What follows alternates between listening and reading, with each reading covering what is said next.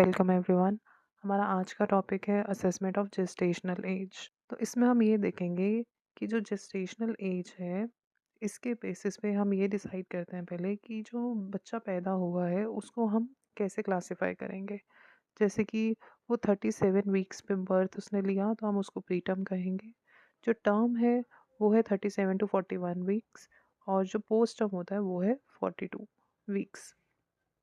तो हमें मीडियम में ये याद रखना है कि 37 से 41 में जिसने बर्थ लिया वो टर्म बेबी है। अगर उससे पहले लेता है तो वो प्री टर्म है और अगर उसके बाद में ले रहा है तो वो पोस्ट टर्म होता है। अब जब बेबी का बर्थ हो जाता है तो उसके बाद में हमें उसे इवैल्यूएट करना होता है। तो हम उसको इवैल्यूएट कैसे करते हैं? पहले हम उसके फिजिकल फीचर्स चेक करते हैं, उसके बाद में हम उसकी न्यूरोलॉजिकल मैच्योरिटी चेक करते हैं। अब बात आती है क्लिनिकल असेसमेंट की। तो जो क्लिनिकल असेसमेंट है वो जब मदर प्रेग्नेंट होती है तभी से शुरू हो जाता है। तो सबसे पहले हम उसकी जो हिस्ट्री लेते हैं वो इंट्रायूट्रन लाइफ के टाइम पे हम उसकी हिस्ट्री लेते हैं। तो मदर का हम पहले एलएमपी पूछते हैं। अब जब एलएमपी है वो तभी रिलायबल होता है जब मदर के मेंसेस रेगुलर होते हैं। अगर वो किसी प्रकार की ओरल पिल्स ले रही होती है तो उस केस में इनको बहुत ज़्यादा मतलब ऐसे रिलायबल नहीं माना जाता। नेक्स्ट बात आती है कि बेबी जो है जब फीटस बड़ा होने लगता है तो वो फर्स्ट टाइम पे मूवमेंट कब शो करता है। तो जो प्राइमिंग होती है प्राइमी ग्रेविडा जो फर्स्ट टाइम प्रेग्नेंट हुई है उनको 18 वीक्स पे शो होता है। 18 वीक्स जो है अराउंड 4.5 महीने का हुआ। और जो मल्टी ग्रेविडा होती हैं जिनका सेकेंड या थर्ड इस तरीके से होता है तो वो 16 वीक्स पे शो करते हैं। अब जो हम हर बार एग्जामिन करते हैं जो एएनसी होता है, एंटीनेटल केयर, उस टाइम पे जब मदर आती है तो हम जेस्टेशन एज कैसे पता लगाते हैं? हम हमेशा फंडल हाइट चेक करते हैं। अब हम देखेंगे कि फिजिकल क्राइटेरिया कैसे होते हैं। हमें फिजिकल क्राइटेरिया इनको चेक करना है। तो टर्म बेबी और प्री टर्म बेबी दोनों के हम लोग क्राइटेरियाज देखते हैं। जो प्री टर्म बेबी होता है उसके हेयर्स हमेशा थोड़े स्कैटर्ड से होंगे, वो आपको ऐसे ऐसे फजी फजी से हेयर्स लगेंगे। लेकिन जो बच्चा टर्म बेबी होता है ना उनके हेयर्स बहुत सिल्की होते हैं। हेयर्स बहुत सिल्की होते हैं, एक एक स्ट्रैंड आपको अलग से नज़र आएगा। फिर जो उनके ईयर्स होते हैं वो बिल्कुल वेल कर्व्ड पिन्ना होता है। ठीक है, कार्टिलेजेस जो होते हैं वो हमेशा एंड तक पेरिफेरी तक आते हैं।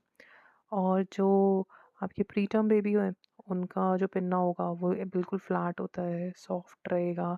कार्टिलेजेस जो है वो भी ऐसे वेल डेवलप नहीं होंगे। नेक्स्ट हम उसकी ब्रेस्ट फॉर्मेशन देखेंगे। तो जो ब्रेस्ट बर्ड्स होते हैं ना वो अराउंड 5 मिलीमीटर से थोड़े ज़्यादा होते हैं। और जो आपके प्रीटर्म बेबी होते हैं उनके बहुत पुअरली डेवलप्ड होते हैं। अब जो बच्चा टर्म बेबी होता है, टर्म के अंदर जो स्क्रॉटम है वो वेल पिगमेंटेड रहता है।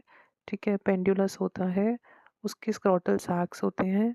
और जो टेस्टिस है ये सबसे मेन पॉइंट है जो कि उसको फर्दर फ्यूचर में भी बहुत उसके लिए एक मेजर रोल प्ले करता है। तो वो भी डिसेंडेड होते हैं। लेकिन जो आपके प्री टर्म बेबी होते हैं उनमें पिगमेंटेशन लाइट होती है और टेस्टिस डिसेंडेड नहीं होते। अब हम चेक करेंगे फीमेल जेनाइटल्स। तो इसके अंदर जो लेबिया माइजोरा है वो क्लाइटोरिस और लेबिया माइनोरा दोनों को कवर करेगा। लेकिन जो आप प्रीटर्म बेबीज़ हैं उनके अंदर लेबिया माइनोरा और क्लाइटोरिस दोनों बहुत प्रोमिनेंट नज़र आएंगे। लेबिया मेजोरा जो है वो बिल्कुल भी डेवलप नहीं होता उसके अंदर। नेक्स्ट हम चेक करेंगे बेबी के फुट। फुट यानी कि उसके अंदर हम उसका प्लांटर्स का सरफेस चेक करेंगे। तो जो आपका टर्म बेबी है उनके अंदर अच्छे से क्रीजेस फॉर्म होंगी सोल्स के ऊपर। और प्री टर्म बेबी के अंदर ऐसे फेंट मार्क्स होंगे जो मतलब बहुत हल्के से होते हैं और क्रीजेस भी बहुत डीप नहीं होती। नेक्स्ट हमारे पास में जो क्राइटेरिया होता है न्यूरोमस्कुलर का चेक करने का, क्योंकि अब ऊपर हमने फिजिकल क्राइटेरिया तो देख लिए सारे, अब हम न्यूरोमस्कुलर चेक करेंगे। न्यूरोमस्कुलर के अंदर जो चीज़ें हम चेक करते हैं वो होता है पहले मसल की हम टोनिसिटी चेक करते हैं, उसकी जॉइंट की मोबिलिटी देखते हैं, फिर उसके रिफ्लेक्सेस कैसे हैं और फंडस कैसा है। तो अब हम देखेंगे कि हम मसल की टोनिसिटी कैसे चेक करते हैं। तो इसको जो असेस करने के ना 3 मेथड होते हैं। पहला तो ये कि हम ये चेक करते हैं कि मसल की टाइटनेस कैसी है। ठीक है, उसका पोस्चर कैसा है, वो फुल्ली उसके अंदर फ्लेक्शन हो रहा है या नहीं हो रहा, उसके अंदर एक्सटेंशन हो रहा है या नहीं, या सेमी एक्सटेंडेड है, ये चेक करना है हमें। नेक्स्ट आएगा आपका पैसिव। तो पैसिव के अंदर हम हमेशा रेजिस्टेंस हमें फ़ील होगा जॉइंट्स पे। इसके भी 2 मेथड होते हैं चेक करने के। पहला तो होता है पॉप्लिटियल एंगल का। तो बेबीज़ की जो थाई होती है ना इसके अंदर, वो फुल्ली फ्लेक्स्ड होती हैं एब्डोमेन पे।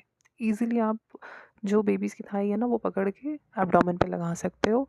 Then you can put your finger and abduct knee joint upward and note the angle between the thigh and leg।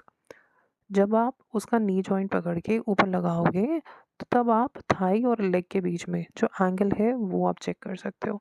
तो टर्म बेबी का जो है वो 90 से लेके 120 होता है और प्री टर्म बेबी का 90 टू 180 डिग्री होता है। हम देखेंगे स्कार्फ साइन। तो स्कार्फ साइन में क्या होता है कि जो राइट रिस्ट है ना आपकी, उसको मूव किया जाता है towards right left shoulder. Right wrist को पकड़ के लेफ्ट शोल्डर पे लगाया जाता है। और इसमें हम क्या देखेंगे कि एल्बो जो है ना उसमें एक मिड लाइन आएगी। If it crosses the mid line तो वो प्री टर्म होता है, if it doesn't crosses the mid line वो टर्म होगा। नेक्स्ट हम चेक करते हैं एक्टिव टोन, कि बच्चे की टोन कैसी है। तो हम उसके अंदर पहला जो मेथड यूज़ करते हैं वो है arm recoil. If arm flexes after full extension, पहले हम उसका एक्सटेंशन करेंगे, उसके बाद में हम उसका फ्लेक्शन करेंगे। जब फ्लेक्शन हो जाता है तो दैट शोज़ कि पॉजिटिव मसल टोन है। अब हम देखते हैं इसके बाद में कि उसका ट्रैक्शन रिस्पॉन्स कैसा है। तो इसको कैसे चेक करना है कि मान लीजिए बच्चा लेटा हुआ है और आपने उसकी दोनों आर्म्स को पकड़ के उसको बिठाया। लेटे हुए बच्चे को जैसे ही बिठाया तो वो क्या करेगा, अपने आर्म्स और नेक को फ्लेक्स कर लेगा। अगर तो इजीली फ्लेक्स हो रहा है, फ्लेक्सिबिलिटी है उसके अंदर, तो वो टर्म है। अगर स्टिफनेस आ जाती है उसके अंदर, वो अकड़ा रहता है ऐसे ही, तो वो प्री टर्म बेबी होते हैं।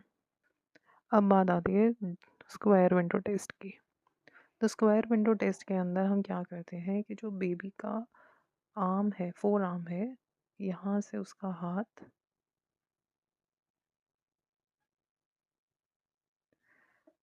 नेक्स्ट हम देखते हैं जॉइंट मोबिलिटी के अंदर स्क्वायर विंडो टेस्ट। तो स्क्वायर विंडो टेस्ट में क्या होता है कि जो बेबी का हाथ है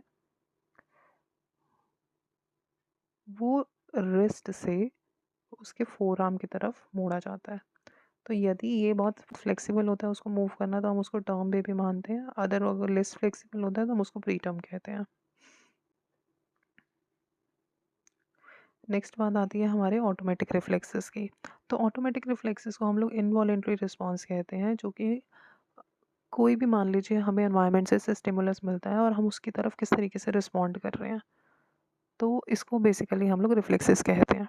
अब हम देखेंगे मोरो रिफ्लेक्स। तो मोरो रिफ्लेक्स सबसे पहले तो हम 28 हफ्ते के बच्चे में करते हैं। इसमें क्या होता है कि मान लीजिए आप एक बच्चे को सपोर्ट से बिठाते हैं और आप उसको बहुत हाफ वे में बिठा रहे हैं।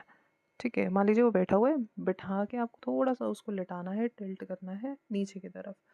फिर आपको विद सपोर्ट, बट ऐसा आपको ऐसे करना है कि जैसे आप उस बच्चे को नीचे गिरा रहे हैं।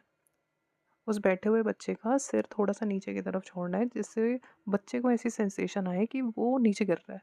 तो इस सेंसेशन को वो फील करके क्या करेगा, ये अपने आर्म्स को ओपन कर लेगा और साथ में उसकी रिस्ट ओपन हो जाएंगी। तो ये जो उसका रिफ्लेक्स है, इसको हम मोरो रिफ्लेक्स कहते हैं। नेक्स्ट है हमारा ग्लैबुलर रिफ्लेक्स। तो ग्लैबुलर रिफ्लेक्स में क्या होता है कि जब हम अपने फिंगर से बच्चे की ग्लैबुला पे, ग्लैबुला होता है कि मान लीजिए ऐसे करके उसकी आईब्रो से यहाँ सेंटर में, आप जैसे ही अपने फिंगर से उसको टैप करेंगे तो बच्चा अपनी आइज़ को ब्लिंक करता है। तो ये वाली जो कंडीशन है ये 29 वीक से आती है। नेक्स्ट रिफ्लेक्स है हमारा रूटिंग और सकलिंग रिफ्लेक्स। इसके अंदर क्या होता है, हम अपने फिंगर टिप से बच्चे के लिप्स को टच करते हैं या फिर उसके माउथ के आसपास कहीं पे ऐसे फिंगर से टच करते हैं या निप्पल लगाते हैं। तो बच्चा जो है वो इसको एक स्टिमुलस समझ के, यानी कि वो उसको रूटिंग समझ के और उसकी तरफ जाने की कोशिश करता है, अपने लिप्स को उसकी तरफ घुमाएगा, टंग लेके जाएगा जहाँ पे भी उसको स्टिमुलस मिलता है, तो वहाँ पे वो क्या शो करेगा, सकलिंग शो करेगा। ये आपको मिलता है 28 वीक्स पे, और 34 वीक पे ये बहुत ज़्यादा स्ट्रॉन्ग और कोऑर्डिनेटेड हो जाता है। नेक्स्ट है हमारा ग्रास्प रिफ्लेक्स। ग्रास्प रिफ्लेक्स के अंदर जो एग्जामिनर है, मान लीजिए वो अपने इंडेक्स फिंगर को नियोनेट के पाम पे रखता है तो बच्चा उसको जल्दी से पकड़ लेता है। और बहुत टाइटली पकड़ता है उसको। तो ये बहुत अच्छे से प्रेजेंट होता है टर्म नियोनेट्स के अंदर, और 34 वीक्स पे पार्शली प्रेजेंट होता है ये। नेक्स्ट रिफ्लेक्स है हमारा प्यूपिलरी रिफ्लेक्स। ये लाइट के टुवर्ड्स मिलता है। तो बेबी जो है वो अपनी आइज़ को हमेशा लाइट के लिए मूव करता है 32 से 38 वीक्स के अंदर। और अगर वो 28 वीक का है तो वो लाइट को देख करके उसके प्यूपिल्स जो है ना वो कॉन्स्ट्रिक्ट कर जाते हैं। नेक्स्ट जो हम फंडस एग्जामिनेशन करते हैं वो हम ऑफ्थैल्मोस्कोप से करते हैं। इसमें हम जो उस बच्चे का रेटिना चेक करते हैं और पोस्टीरियर सरफेस ऑफ लेंस देख सकते हैं, और जो एंटीरियर कैप्सूल ऑफ आई है उसको हम देख सकते हैं। यदि हम 28 या 28 से कम हफ्ते के बच्चे पे देखते हैं तो हमें एंटीरियर कैप्सूल बहुत ज़्यादा वैस्कुलराइज्ड मिलता है। अगर हम 34 वीक्स के बाद देखते हैं तो हमें वेसल्स की एट्रोफी मिलती है एंटीरियर कैप्सूल में। अब जो हमारा टॉपिक है वो है बेलार्ड स्कोर। बेलार्ड स्कोर जो है वो जेस्टेशनल एज या बच्चे की मैच्योरिटी चेक करने के लिए बनाया गया है। अब इसका जो बेसिस होता है वो हम फिजिकल बेसिस पे इसको चेक करते हैं, और दूसरा न्यूरो मस्कुलर बेसिस पे चेक करते हैं। ये वाला जो सिस्टम है, इस जो अभी स्कोरिंग सिस्टम है, ये एक्सपैंडेड न्यू बेलार्ड स्कोर के बेसिस पे किया जाता है। अब हम देखेंगे इसके अंदर कि क्या इसकी रेटिंग रहती है। तो इसकी जो रेटिंग है वो जनरली -10 से लेकर के 50 तक की होती है, और जो जेस्टेशनल एज है वो हम इसमें 20 से लेकर के 44 तक लेते हैं।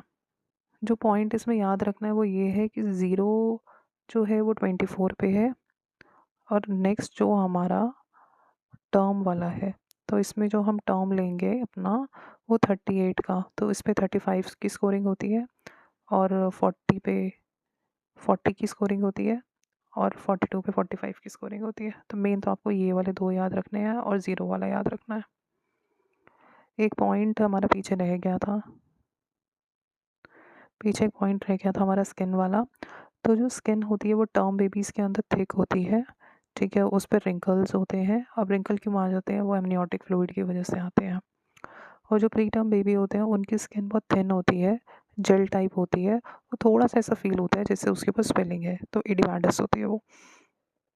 और बेबी की जो बॉडी है उसके ऊपर बॉडी हेयर्स आ जाते हैं, जो कि हमें 30 से लेकर के 34 वीक्स पे शो होते हैं। नेक्स्ट इंपॉर्टेंट पॉइंट है हमारा LBW, लो बर्थ वेट। ये एक वेट का डिसऑर्डर है। इसके अंदर क्या होता है कि जो बच्चा पैदा होता है उसका वेट 2.5 किलो से भी कम होता है। जो प्री टर्म बच्चे होते हैं वो कौन से होते हैं, 37 वीक से कम पे जिनका बर्थ होता है, इनको हम प्री टर्म भी कहते हैं, और ये स्मॉल फॉर डेट भी होते हैं। IUGR इसलिए लिखा गया है क्योंकि IUGR का मतलब इंट्रा यूट्राइन ग्रोथ रिटार्डेशन। और जो LBW बेबीज़ होते हैं उनको इन्फेक्शन के चांसेस ज़्यादा रहते हैं, एस्फिक्सिया होने के चांसेस ज़्यादा होते हैं, और वो फीडिंग भी बहुत अच्छे से नहीं करते। तो यहाँ पे हमारा assessment of gestational age and होता है। Thank you.